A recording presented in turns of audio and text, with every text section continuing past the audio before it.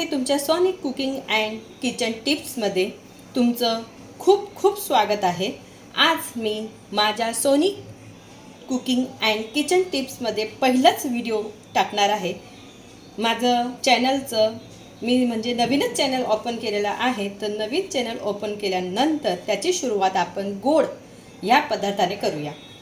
तर मी आज बनवणार आहे विड्याच्या पाण्याचे शॉट। हे जे विड्याची पानं आहेत ना, त्याचा आपण एक शॉट म्हणजे जेवल्यानंतर काहीतरी गोड हवं असतं, म्हणून विड्याच्या पानाचे आपण एक शॉट बनवणार आहोत।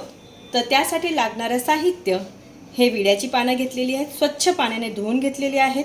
त्यानंतर इथे मी घेतलेला आहे गुलकंदा 3 चम्मच, 2 चम्मच बडीशोप आणि नंतर 7 ते 8 वेलची जी आहे ती बारीक कुटून घेतलेली आहे। खोबऱ्याचं कीस आहे 3 चम्मच सारखं आणि नंतर आहे बारीक पिठी साखर। सगळ्यात आधी आपण हे जे पान जे आहे, पानचे जे देठ आहेत त्याला आपण कट करून घेणार आहोत कैचीने। अशा प्रकारे हे बघा, अशा प्रकारे आपल्याला हे जे पान जे आहेत त्याचे दांड्या जे आहेत ते कट करायचे आहेत। याच प्रकारे आपण सगळे पानाचे देठ काढून घेणार आहोत।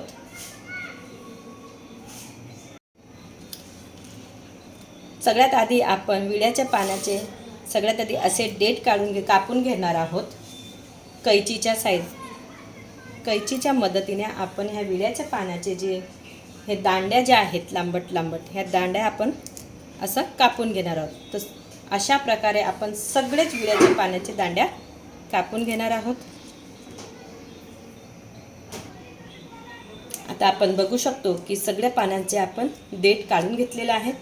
त्यानंतर याचे आपण बारीक बारीक काप करून घेणार आहोत। बारीक बारीक याला कैचीच्या साहित्याने आपण बारीक असे तुकडे करून घेणार आहोत, कापून घेणार आहोत। म्हणजे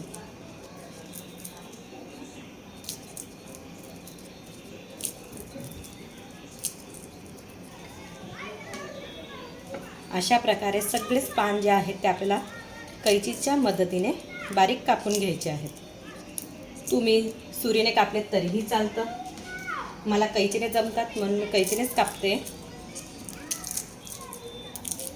अशा प्रकारे बारीक करून घ्यायचे आहे। मी आधीच मिक्सरमध्ये साखर जी आहे ती बारीक क्रश करून घेतली होती, म्हणजे पिठी साखर तयार करून घेतली होती, म्हणून मी आधीच त्याच्यामध्ये 3 चम्मच सारखी पिठी साखर घातलेली आहे। त्यानंतर आपण हे विड्याची जी पानं आहेत ती आपण याच्यात टाकून घेणार आहोत। त्यानंतर बडीशोप,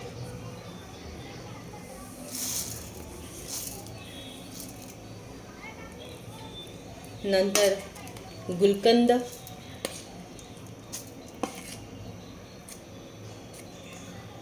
आणि वेलची पूड।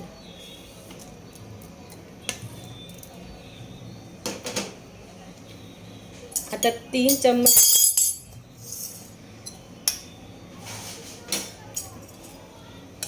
आपण याच्यात हे जे आहे खोबऱ्याचं कीस ते कमीत कमी 3 चम्मच याच्यात घालूया, 3 किंवा 4 चम्मच।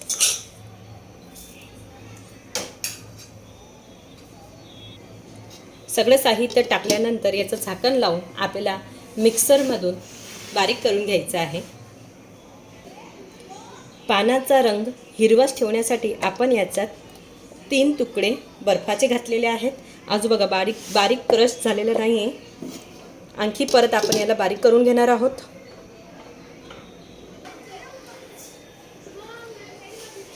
आता याच्यामध्ये गुलकंद घातल्यामुळे याचा कलर जो आहे तो थोडासा चेंज होतो, म्हणून आपण याला थोडासा हिरवा रंग देण्यासाठी हा जो फूड कलर असतो तो तुम्ही याच्यात घालू शकतात, आणि जर तुम्हाला घालायचं असेल तर घालू शकतात, नाही तर तुम्ही स्किप पण करू शकतात।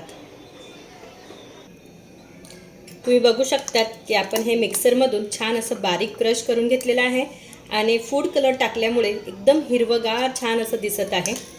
तुम्ही याला 2 प्रकारे बनवू शकतात, एक तर इन्स्टंटमध्ये पण करू शकतात आणि एक स्टोर करून पण ठेवू शकतात। तर जर तुम्हाला स्टोर करून ठेवायचं असेल तर एअरटाईट कंटेनरमध्ये आपण याला स्टोर करून ठेवू शकतो, जे 8 दिवसापर्यंत आपण त्याला वापरू शकतो।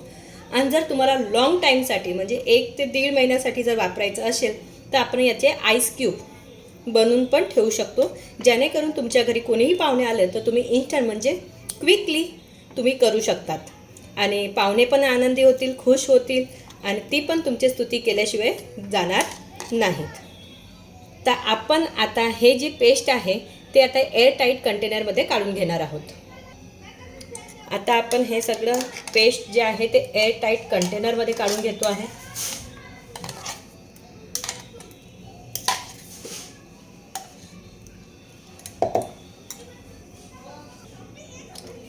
आपण हे मिक्सरमधून दळत असताना आपण याच्यात बर्फाचे तुकडे घातले आहेत, म्हणून हे पेस्ट छान अशी बारीक झालेली आहे. जर जास्त बारीक होत नसेल तर तुम्ही त्याच्यामध्ये थोडं पाणी पण ॲड करू शकतात. आता आपलं हे पाण्याचं जे पेस्ट आहे आपलं एका एअरटाईट कंटेनरमध्ये काढून झालेलं आहे. आता याचं झाकण लावून आपल्याला हे जे पेस्ट आहे ही पेस्ट आपल्याला फ्रीझरमध्ये ठेवायची आहे, जेणेकरून हे 8 दिवसपर्यंत आपण याचा उपयोग कधीही करू शकतो.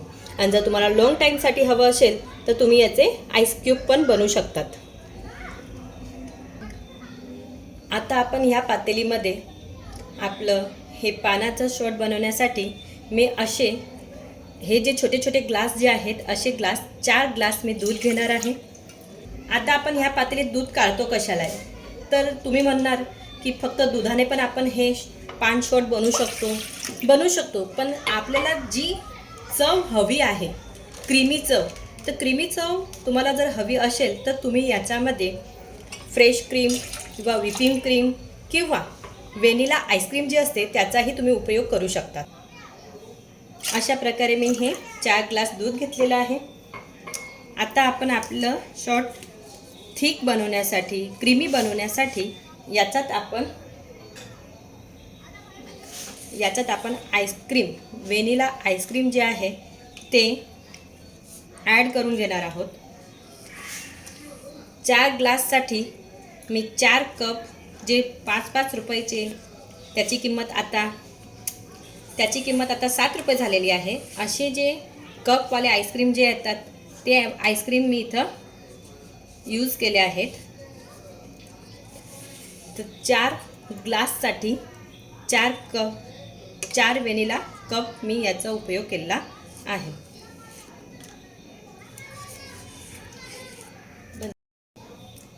आता आपण याच्यामध्ये 3 चम्मच पेस्ट टाकून घेणार आहोत. जे पानचे आपण पेस्ट बनवून घेतली आहे ते 3 चम्मच टाकून घेणार आहोत. आणि परत त्याच्यामध्ये आपण पिठी साखर पण घालणार आहोत. तुम्हाला ज्याप्रमाणे गोड हवं असेल त्याप्रमाणे. मी याच्यात 3 चम्मच साखर घातलेली आहे, कारण की आपली व्हॅनिला आईस्क्रीम पण आहे आणि आपण पान दळतानाही साखर घातलेली आहे, म्हणून मी थोडं कमी प्रमाणात घातलेलं आहे. आता याला आपण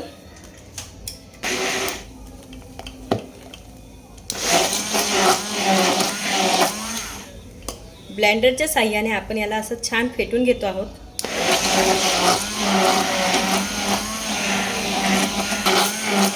आपल्याला अशा प्रकारे छान असं ब्लाइंड करून घ्यायचं आहे. तुम्ही बघू शकता की किती छान असं क्रीमी झालेलं आहे. वरती बघा किती छान असं क्रीम जमा झालेलं आहे. आता आपण याला छोट्या छोट्या ग्लासमध्ये काढून घेणार आहोत. आता आपण हे पान शॉट जे आहे ते छोट्या छोट्या ग्लासमध्ये टाकून घेणार आहोत. अशा प्रकारे आपण 4 ग्लासमध्ये टाकून घेणार आहोत.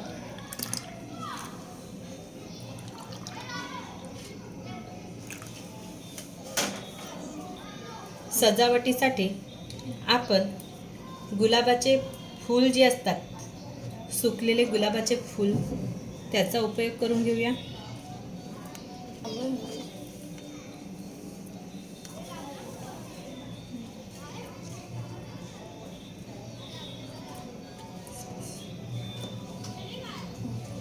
त्यानंतर आपण वरून हे जे केसर आहे ते केसरही टाकून घेणार आहोत चवीसाठी. तुम्ही याच्यावरती पिस्ताचे तुकडेही बारीक बारीक करून घालू शकतात. जर तुमच्याकडे अवेलेबल असतील तर तुम्ही घालू शकतात. आता माझ्याकडे अवेलेबल नाही आहेत म्हणून मी नाही टाकलेत. अशा प्रकारे हे जे पान शॉट जे आहे ते तयार झालेलं आहे. आता हे ग्लास जे आहे ते आपल्याला फ्रीजमध्ये 2 ते 3 तासासाठी ठेवून द्यायचे, जेणेकरून ते छान थंड होणार. तर आपण आता या ग्लासांना फ्रीजमध्ये ठेवूया. जर तुमच्या घरी कोणी पाहुणे येणार असेल तर तुम्ही त्यांच्यासाठी पण जेवणानंतर हे पान शॉट त्यांना बनवून देऊ शकतात. ते नक्कीच खुश होतील आणि तुमची स्तुती केल्याशिवाय राहणार नाही. त्यांनाही ते खूप भरभरून आवडेल. जर तुम्हाला माझी ही रेसिपी आवडली असेल तर नक्कीच तिला लाईक करा, फॉलो करा, शेअर करा आणि कमेंट करायला विसरू नका. आणि तुम्ही पण एकदा नक्कीच बनवा.